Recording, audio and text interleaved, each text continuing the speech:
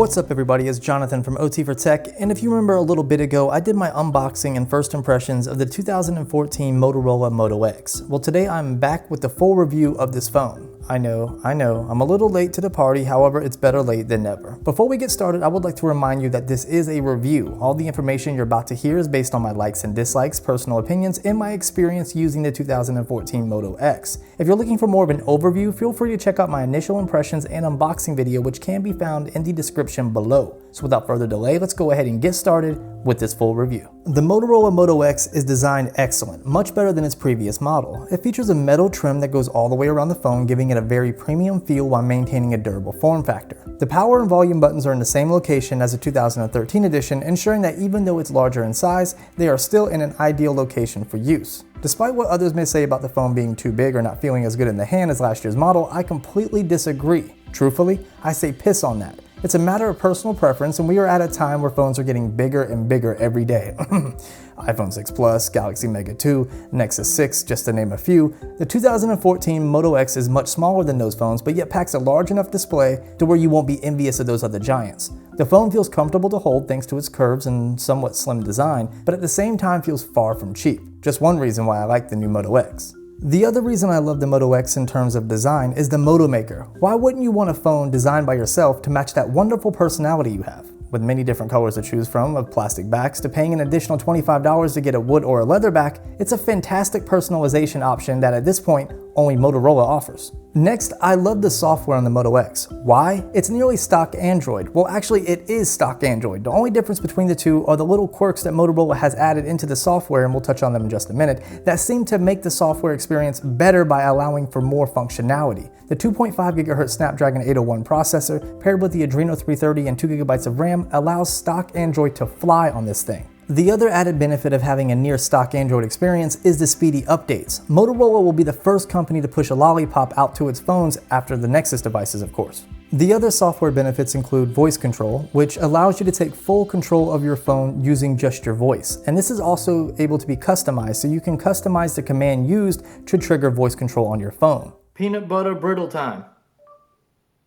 And this is a new benefit to the 2014 Moto X. If you remember, the 2013 Moto X did have voice control, but you cannot customize the command. Instead, you had to simply say, "OK Moto X." And being that the 2014 Moto X has even more microphones, the sensitivity and the accuracy is also going to be improved from the 2013 Moto X. Next up is active display. An active display is a way of viewing your notifications without having to turn on your display or without the use of an LED notification light. Instead of having a blinking LED light or your screen turning on, it's going to pulse, and in the center of your screen you're going to see your missed notification. And since it's an AMOLED panel, it's going to keep everything else black, so it's going to conserve battery while doing this. And once you see your notification, you can tap on it and you have the option to swipe up to go to your missed notification or swipe down just to unlock your screen. This is not a new feature since the original model Moto X did have this. However, Motorola has built on the foundation of active display by adding infrared sensors into the face of the phone. Now it can detect when you wave your hand in front of the phone, so that way you can either silence a notification or view your notifications without even touching it.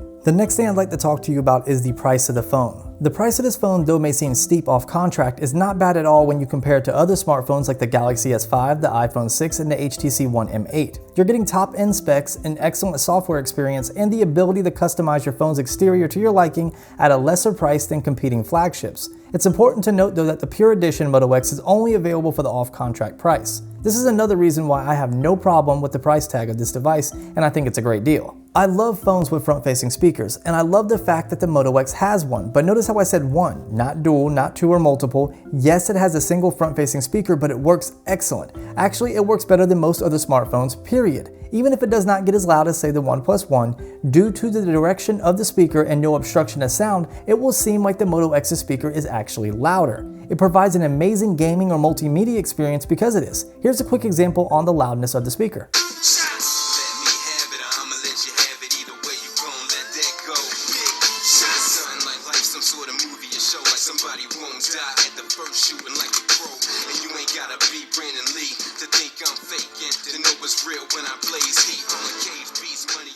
Next, the phone has definitely grown from its former counterpart, and this is expected since the display has gone up from a 4.7-inch AMOLED panel to a 5.2-inch and now packs a resolution of 1080p, which is very oversaturated still, but yet gorgeous to look at. Viewing angles are excellent and outside viewing is okay. You may find it difficult to read the screen under direct sunlight, so using your hand as a sunlight deflector may happen often. In any case, the screen is still beautiful and you will not find any pixels here. I love the Pure Edition Moto X. Though it's expensive since you cannot purchase it on a subsidized contract price, I still feel it's worth it. You get all the benefits of stock Android, the Motorola quirks, and you get no carrier bloatware, plus full customization of course. The only negative thing I can say about the Pure Edition is the lack of several LTE bands and not enough carrier support. With all these wonderful things to say about this phone, what's not to love? Well, let's start with the camera. The camera is terrible. Not the worst camera on a smartphone by any means, and it's a minor improvement from last year's model, but image quality is hit or miss. I did a complete camera test on the Moto X, including 4K video quality already. If you have not seen that video, the link is in the description. Cameras in Motorola get along about as good as Paula Deen in a salad buffet. It can work, but definitely not by preference.